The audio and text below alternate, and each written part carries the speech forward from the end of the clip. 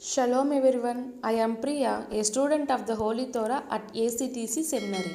ప్రియులారా, గత వీడియోలలో షెమోత్ అనగా నిర్గమకాండంలోని మొదటి 8 పర్షాల క్లుప్త వివరణను తెలుసుకున్నాం. ఈ వీడియోలో షెమోత్లోని 9, 10, 11 పర్షాల యొక్క క్లుప్త వివరణను తెలుసుకుందాం. 9వ పర్ష కీతీసా అనగా మీరు లెక్కించినప్పుడు అని అర్థం. ఈ పర్షాలో ఇశ్రాయేళ్ల జనాభా లెక్కింపు, బంగారు దుడ విగ్రహం, మోషే యొక్క మధ్యవర్తిత్వం మరియు రెండవసారి రాతి పలకలు ఇవ్వబడడం వంటి సంఘటనల గురించి చెప్పబడ్డాయి.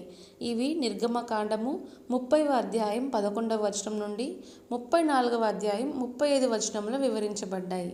10వ పర్ష వైఖేల్ అనగా మరియు అతను సమావేశం చేశాడు అని అర్థం. ఈ పర్షాలో షబ్బాత్ ఆజ్ఞ, మందిరం అనగా మిస్కాన్ నిర్మాణం కోసం అర్పణలు మరియు బెసలేల్, అహోలియాబ్ యొక్క పని వంటి సంఘటనల గురించి చెప్పబడ్డాయి.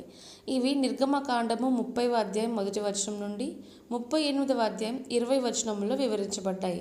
11వ పర్ష పెకూదే అనగా లెక్కలు లేదా లెక్కించుట అని అర్థం.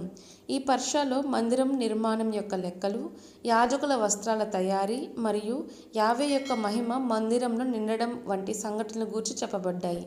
ఇవి నిర్గమకాండము 38వ అధ్యాయం 21వ వచనం నుండి 40వ అధ్యాయం 38వ వచనంలో వివరించబడ్డాయి.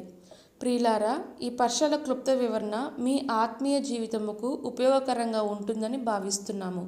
నెక్స్ట్ వీడియోలో వైక్ర అనగా లేవియ కాండం యొక్క 10 పర్షాల క్లుప్త వివరణ తెలుసుకుంటకు మా యూట్యూబ్ ఛానల్ని సబ్స్క్రైబ్ చేయండి. Shalom లెహిత్రోత్. Thanks for watching. Do subscribe our channel. Please like, share, comment and don't forget to click the bell icon for notifications.